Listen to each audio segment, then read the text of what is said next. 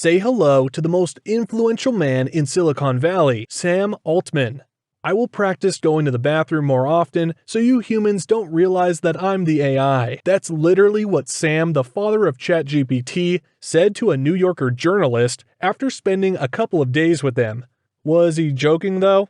That's what you're going to find out if you stick around to hear the incredible story of one of the greats of AI, plus Sam's unshared before secrets for success. In the past few months, Sam Altman, the father of ChatGPT, has become the hottest face in the world of AI. But his notoriety is nothing new. He has been in Silicon Valley's spotlight for nearly 2 decades already. In that time, his name has been associated with the mega companies of this planet, including OpenAI, Airbnb, Stripe, Asana, Pinterest, Quora, and a dozen others. Sam had even served as the CEO of Reddit for 8 days. So let's see how it all started. Born 38 years ago in Chicago, Illinois, to a dermatologist mother, as a child in St. Louis, he understood the system behind area codes in nursery school, and learned to program and disassemble one of Apple's first computers, the Macintosh, when he was 8 years old. This guy was already set for brilliance.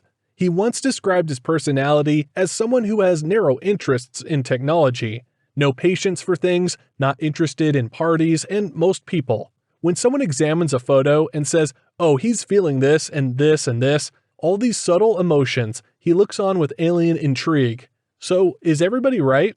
Anyway, as expected, he got into Stanford University in California to study computer science. But like now, the old song of every tech billionaire, he never finished college. Dropped out of Stanford, and together with other pals, they made the decision to focus on creating a startup. But little did Sam know, this was going to change his life and his friends forever. They created Looped, a social media application, known today as App, that allows users to share their locations with others. We are talking about the year 2005, long before WhatsApp existed, and almost at the same time as the emergence of Facebook. As an early innovator in mobile location services, Sam joined Apple CEO Steve Jobs on stage at WWDC, or Worldwide Developers Conference, in its historical 2008 version, and presented Looped as one of the first apps in the iPhone App Store. Although Looped didn't accomplish much, it gave Altman the opportunity to officially start his own entrepreneur journey and gave him VIP access to the club of major tech investors. Y Combinator, or YC, is one of the companies that supported Looped in its early days. It gave them $6 grand. The likes of Airbnb and Dropbox have received funding from this renowned and obviously successful startup accelerator. Altman's Looped, which he sold for more than $40 million, enabled him to diversify his interests and fund many of the projects under the YC banner, which he managed from 2014 to 2019. Yes, he was the chosen one to be head of the company that gives life, aka money, to the now world's most used services. That's powerful. He inherited a rising titan when he took command of YC. They came up with the best business strategy ever. For practically nothing, YC provides each business with merely $120,000 to cover costs and receives 7% of many of the greatest companies in Silicon Valley. YC companies were collectively valued at around $80 billion in 2016, a 17-fold increase over the previous 5 years. During this time, he and Elon Musk founded OpenAI, a project that enables him to fully immerse himself in the fascinating and terrifying field of artificial intelligence. This and his fight with Musk is what the next segment of the story is all about.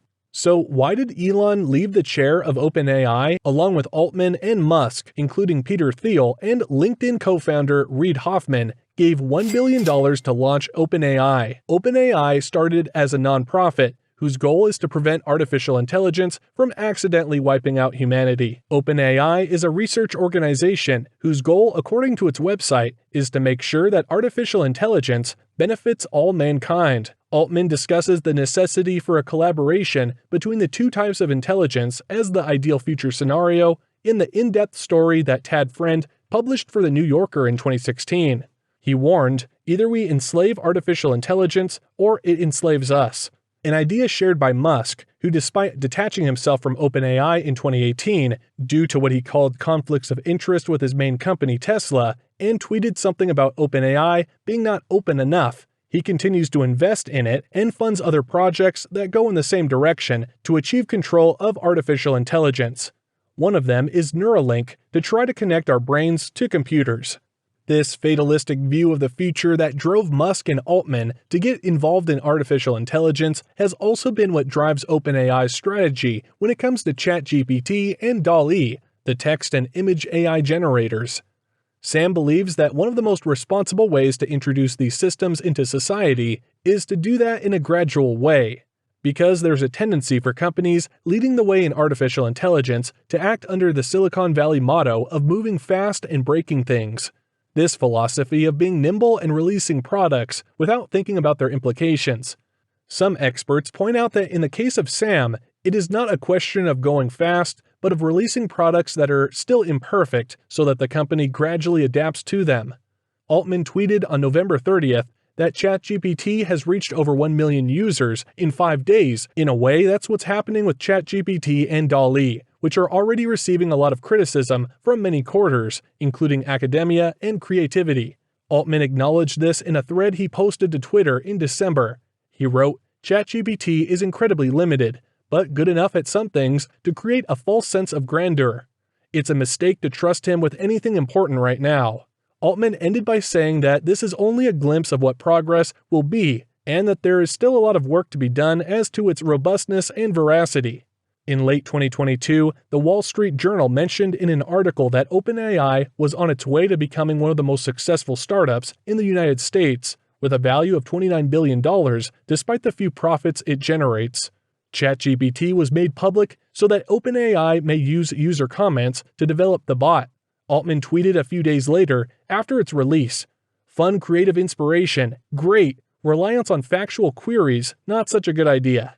ChatGPT just started testing ChatGPT Professional, a paid version of ChatGPT that is meant to make the bot easier to use. Altman said they will have to start making money at some point. Duh. But the changes they guarantee will not affect their commitment to creating reliable and secure artificial intelligence systems and products. Now, if you think that Sam Altman's interest in AI was the only scary thing about him, think again. He's also put hundreds of millions of his own money into the nuclear industry. Stay tuned. As part of Sam's mission to save the world one project at a time, he has been interested in generating power and energy from nuclear reactors because he sees that it's the most affordable solution for humanity and the planet. One investment that's particularly interesting is Helion Energy. Sam has been funding this company since 2015, but when it announced a $500 million round last year, including a $375 million check from him alone, people recognized how obsessed Sam really was with the nuclear energy solution. Altman has spent years investing heavily to boost research and development efforts at Helion Energy, which seeks to generate clean, low-cost electricity using fuel derived exclusively from water. He said in an interview that the startup Helion is more than an investment to him. It's the other thing besides OpenAI that he spends a lot of time on. He's just super excited about what's going to happen there. But he knows that eventually, what will matter is who can deliver the energy the cheapest and enough of it. And speaking about the future, in the next chapter, here's the future in Sam's eyes. Paul Graham, the man who put his trust in Altman and passed on to him the crown of Silicon Valley, has said that by precipitating progress in curing cancer, fusion, supersonic airliners, AI, Sam was trying to comprehensively revise the way we live. Graham thinks that his goal is to make the whole future. Sam believes that the revolution sparked by artificial general intelligence, AGI, is unstoppable. In an essay titled Moore's Law for Everything, Altman wrote that the technological progress that AGI will bring in the next 100 years will be far larger than all we've made since we first controlled fire and invented the wheel. The AI oracle is also known for his altruistic endeavors. The 37-year-old has shown his support for a universal basic income, a policy that would provide a guaranteed minimum income to all citizens, and has criticized income inequality in the tech industry. Altman turns 38 in April and recently revived a post from 3 years ago in which he predicted major technological developments to be achieved by 2025. making prototype-scale nuclear fusion work in a sustainable way, making artificial intelligence generally within the reach of many people in the industry, and making gene editing a cure for at least one of the most important diseases that affects us. There are still 2 years to go before we see if one or more of Altman's predictions turn out to be a reality. So, what can one learn from Sam's success story? A few things. 1. Altman's great strengths are clarity of thought and an intuitive grasp of complex systems. In other words, one must have the ability to look at complex things in a simple manner and try to explain them in simple terms, as though you're pitching every idea you have to an investor. Einstein said, if you can't explain it in simple terms, you don't understand very well yet. 2. Luck is always involved. In other words, everyone has an unfair advantage, and that manifested very clearly in the story you just heard. In a class that Altman taught at Stanford in 2014, he remarked that the formula for estimating a startup's chances of success is something like idea times, product times, execution times, team times luck, where luck is a random number between 0 and 10,000. 3. Once you have enough, invest in only what interests you. 4. Dream big even if it will never work. Sam has a dream to build a future AI city. You could imagine this metropolis as an exemplary post-human city-state run on AI. For Altman, the best way to discover which future was in store was to make it. 5. Even if it's meaningless in the end, just do it. One of the first things he did at OpenAI was to paint a quotation from Admiral Hyman Rickover on its conference room wall. It read, "The great end of life is not knowledge, but action." Sam said in an interview, "I believe it is the duty of each of us to act as if the fate of the world depended on him. We must live for the future, not for our own comfort or success." Altman recounted all the obstacles Rickover overcame to build America's nuclear-armed navy. "Incredible," he said. But after a considering pause, he added, "At the end of his life, when he may have been somewhat senile, he did also say that it should all be sunk to the bottom of the ocean. There's something worth thinking about in there." That is a wrap for today's video. Thank you guys for watching.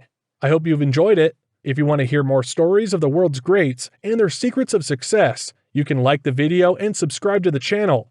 Hope to see you on the next one.